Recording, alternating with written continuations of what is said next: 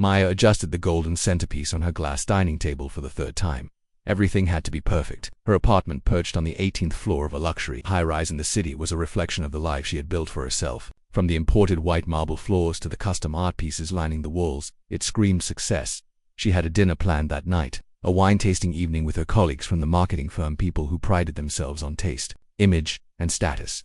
People who could make or break her chance at a promotion. The intercom buzzed. She frowned. She wasn't expecting anyone else.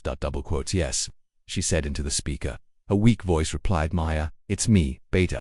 Her heart stopped. That voice, that name, Mama. Before she could process, the building's automated door unlocked, and the elevator began its slow ascent. Maya's feet were frozen to the floor. Her mother hadn't called in weeks, months, maybe, she thought. While she didn't know what to think, she had moved on. The elevator dinged, and then there she was. Mama Grace stood in the doorway, clutching an old cloth bag, wrapped in a tattered shawl. Her cheeks were sunken, her lips pale, and her body trembled from what looked like either fever or hunger or both. Maya, Beta, she said with a weak, hopeful smile. I had no place to go. I didn't want to bother you, but I need a place to rest for a few nights. Maya swallowed hard. She hadn't seen her mother in over a year. They'd argued last time about Maya's new lifestyle, her rich friends, and how she talked down to her roots. Maya had said some cruel things she didn't dare repeat even to herself. Mama, you should have called, Maya said, glancing nervously at the time. I have people coming over tonight. Grace stepped inside slowly, coughing into a handkerchief. Just a weak child. I won't ask for anything. I just need some warmth and quiet. Maya hesitated, then motioned toward the small guest room. That evening, Maya's upscale guests arrived with clinks of glass and whispers of office gossip. Her apartment sparkled under ambient lighting. Imported cheese, aged wine, and laughter filled the space. But in the quiet corner room, Mama Grace lay huddled, under a thin blanket, coughing quietly. The sound filtered into the hallway every few minutes, making Maya's stomach turn with shame and fear. Is someone sick here? One of her colleagues asked, wrinkling her nose. Maya forced a smile. Just ... The maid. She caught a cold. Lies, easy ones. Slick and practiced like everything else in Maya's life. Later that night, as she poured herself a second glass of wine, she glanced toward the hallway. How had it come to this? The woman who worked 2 jobs to raise her, who never bought herself new clothes so Maya could go to private school, was now a shadow, hidden behind a closed door. But Maya knew what needed to be done. She couldn't let her life fall apart, not for something as inconvenient as a sick mother. She took a deep breath, and steeled her heart for what would come next. The next morning, the city was gray and unwelcoming. Rain lashed against the apartment windows, turning the skyline into a blurry mess. Maya stood in her living room, arms crossed, watching the water streak down the glass like tears she refused to shed. Her mother's cough echoed from the guest room. Mama, Grace called softly. Do you have any ginger tea? My chest, ... It's heavy. Maya didn't respond. She turned away from the window and walked to her mother's door, pausing with her hand on the handle. Her stomach twisted. A war raged inside her, conscience versus convenience. Love versus image. She opened the door. Mama Grace sat on the edge of the bed, wrapped in her thin shawl, her eyes watery but warm. I can leave today if it's too much trouble. I just needed to rest. Maya said nothing for a moment, then quietly placed a small travel bag on the bed, 2 worn-out syrups, a bottle of cough syrup, a faded umbrella with a broken handle. No one can see you like this, Maya whispered, her voice cold. I've worked too hard to get here. I can't lose everything I've built. Grace looked up, blinking through the silence. Everything you built. I'm not doing this right now, Maya cut in. You'll be fine. There's a shelter near 5th Avenue. They'll help you. Grace stood up slowly, her legs trembling. It's raining, Maya. I'm not strong enough to walk far. You'll manage, Maya said, walking to the front door and opening it. I've called a taxi. It'll be here in 5 minutes. There was no warmth in her voice, only urgency, panic, fear of being exposed. Grace stepped into the hallway, clutching the travel bag, her shawl soaked almost instantly by the rain that had begun to drift inside. She turned back one last time. I never wanted to be a burden, Beta. I just wanted to see you. One last time. Maya avoided her gaze and shut the door. Her hands shook, but across the street, shielded by tinted windows and silent engines, a black SUV sat still. Inside it, Donovan Cole watched everything unfold. His face was unreadable, calm but like a man who had seen too much of the world's cruelty. Beside him, Lana, his assistant, stared in disbelief. She's really throwing her own mother out, she whispered. Donovan leaned back in his seat. Sometimes the rich aren't the ones in penthouses. Lana reached for her phone. Should I stop her? Donovan raised a hand. Not yet. Out in the rain. Mama Grace staggered toward the curb, eyes scanning for a taxi that hadn't come. The cold seeped into her bones. Her knees buckled once. Then again, no one on the street stopped on, and then the SUV door opened. A suited man stepped out, an umbrella shielding his face. He rushed to her side and gently caught her before she collapsed. "Ma'am," he said softly, "you're safe now." Grace's eyes fluttered, then closed. The SUV disappeared down the street quiet, unnoticed. Back upstairs, Maya poured herself a glass of wine to steady her nerves. She never looked outside, and she never knew someone had seen everything. The world was blurred. A ceiling fan spun slowly above her, casting lazy shadows across the ceiling. The bed beneath her was soft for a shelter. The sheets were clean, the air warm, and the scent of lavender drifted faintly in the room. Grace blinked. She was no longer in the rain. A nurse leaned over her with a kind smile. "Good morning, Mama Grace. You're safe now. Just rest." "Mama." Grace tried to speak, but her throat was dry and sore. She reached for her chest, feeling the heaviness still lingering.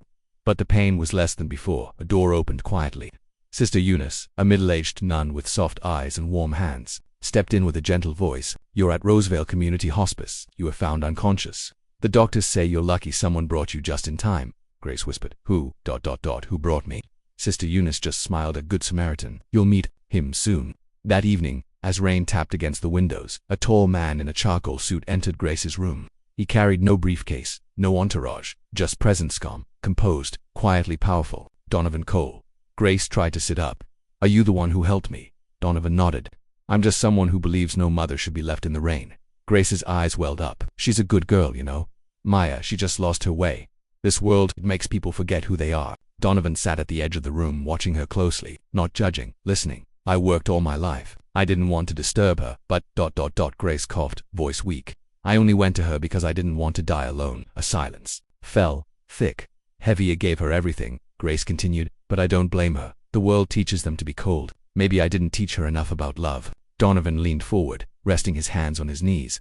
"Do you believe she deserves another chance?" Grace smiled softly, with a tenderness that only a mother could still summon.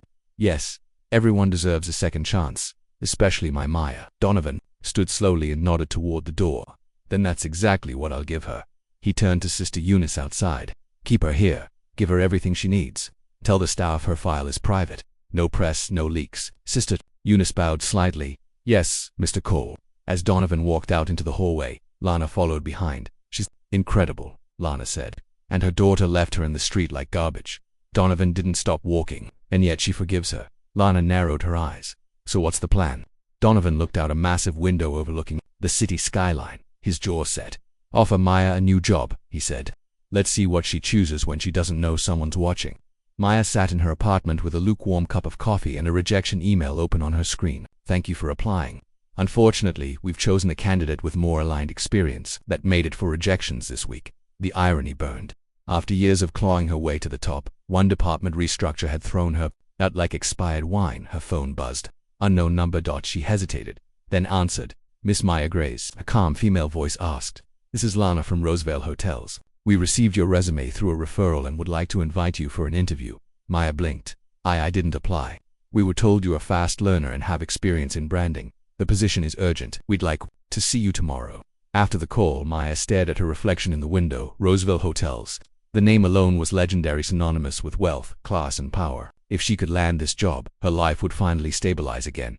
The next morning, she walked into a towering glass building that made her heels click a little faster. Roosevelt's headquarters was opulence in motion. A marble lobby with gold accents, designer suits, and tablet-wielding assistants buzzed around like bees in a luxury hive. At the front desk, a woman with braided hair and flawless posture greeted her. "Maya Grace." The woman asked. "Mr. Donovan Cole will see you now." Maya froze. Donovan Cole, the billionaire hotel tycoon. She followed nervously through silent halls until she reached a glass-walled office at the top floor. Inside, Donovan sat alone, dressed in a crisp navy suit, with a closed laptop and nothing but a glass of water on the table. "Miss Grace," he said, rising. "Thank you for coming." She extended her hand. "It's an honor, Mr. Cole. I wasn't expecting you personally." He gestured for her to sit. "I like to meet people before I work with them. I don't hire resumes, hire redemption stories." "Excuse me." He smiled faintly. "Tell me something. What drives you? Legacy, luxury, love?" Caught off guard, Maya stammered. I want to make something of myself, build something lasting." Donovan nodded slowly. "There's a position open on our community branch, marketing lead. It's not champagne and skyscrapers, it's hospitals, orphanages, and elderly shelters. We're expanding our charity arm." Her mouth twitched. "So it's not corporate." "It is," he replied. "But for the people who matter." Maya hesitated. "Look," Donovan leaned forward. "You've made mistakes. So have I. We all wear masks, but this job, it'll strip that mask right off." She stared at him, unsure whether he was challenging or warning her. I accept, she said finally. I'll prove I'm more than a resume, he smiled. Good. Over the next few days, Maya was thrown into a whirlwind of activity. She was briefed on campaigns, handed files on orphan success stories, assigned to photo shoots at rehabilitation centers, and asked to review case studies of formerly homeless women. It was exhausting but oddly satisfying, and yet, strange things kept happening. She thought she recognized a woman, a nun, in a hallway, wearing soft shoes and carrying a tray of soup. She paused. Their eyes met briefly. Sister Eunice, the nun, gave her a knowing smile, then walked away. Maya blinked.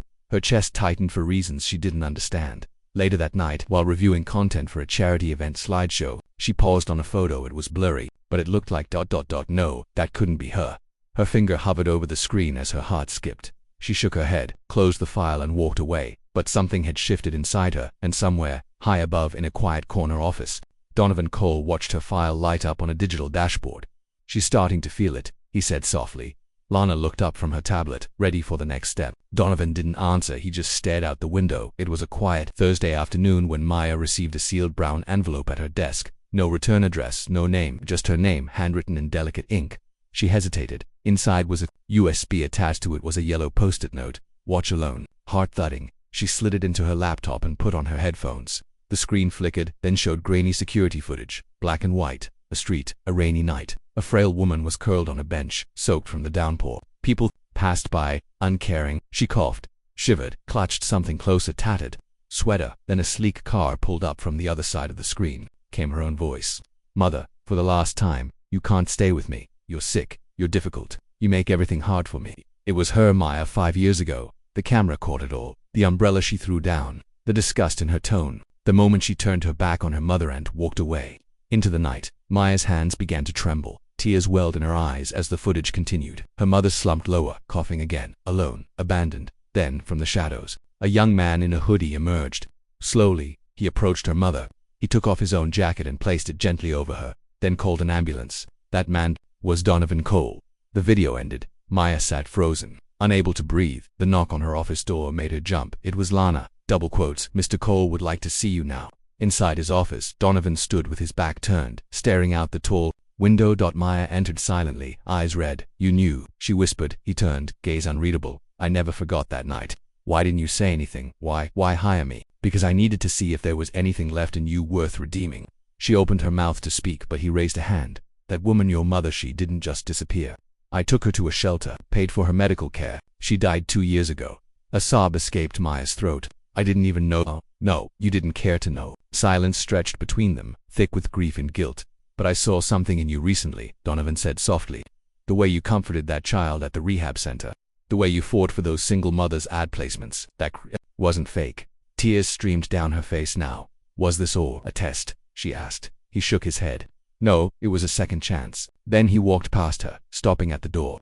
You can quit, if the shame is too much, or stay, and finally become the daughter your mother believed you could be. He left her alone in that office, and for the first time in her life, Maya didn't run from her guilt. She let it soak in, break her open, and begin to heal her from the inside out. The office was quieter than usual the next day. Maya walked in wearing no makeup, her usual designer heels replaced by simple flats. There was a noticeable calm in her walk, a kind of surrender, not to defeat, but to truth. Her co-workers watched in confusion. Some whispered, some looked away, but Lana offered a silent nod as Maya passed her desk. She had seen the video too. Everyone had. Word had spread. Yet Maya didn't hide. She walked straight into Donovan's office and placed a folder on his desk. What's this? He asked without looking up. My resignation, she said firmly. He raised his eyes to her. So you're choosing shame? She shook her head. I'm choosing to rebuild without shortcuts. I don't deserve this job, not yet. He flipped through the folder. There was no drama in his voice, only thoughtfulness. You'll work pro bono for the foundation. 3 months, rehab shelters, family aid centers. If I get one complaint, you're out for good. Maya blinked. You're giving me another chance. No, he said, setting the folder down. I'm giving you a path to earn it. Redemption isn't granted, it's lived. 2 weeks later, the rehab shelter was nothing like the towering office she once called home. Paint peeled from the walls. The coffee tasted like sadness, and the people, mostly women with kids or addicts trying to rebuild, kept their distance at first. But Maya didn't flinch. She made beds. She cleaned bathrooms.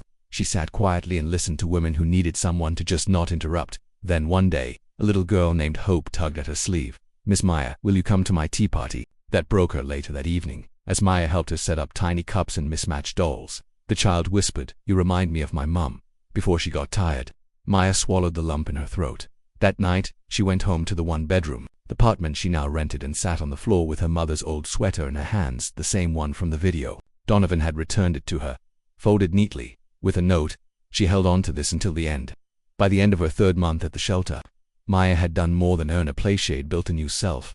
Donovan showed up unannounced. On her final day, standing quietly in the hallway as she tied a little boy's shoelaces. "You look different," he said when they were alone. "I feel different. Any idea what comes next?"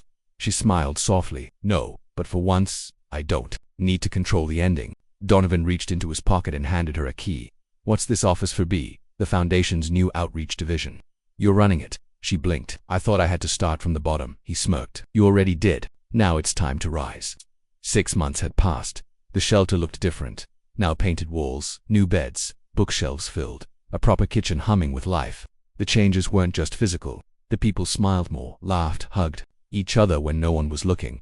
And at the center of it all was Maya. She wore no name tag. She didn't need one. Everyone knew her, from the teenage mothers to the war veterans to the janitor who used to sleep in his car. She had become more than a name. She was a place, a safe one. One Saturday morning, Maya stood in the hallway holding a gold plaque.